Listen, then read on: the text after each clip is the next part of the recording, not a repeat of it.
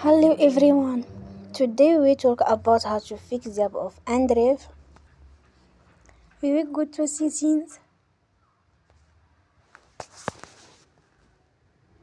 Then we click on apps. After that we search the app inDrive.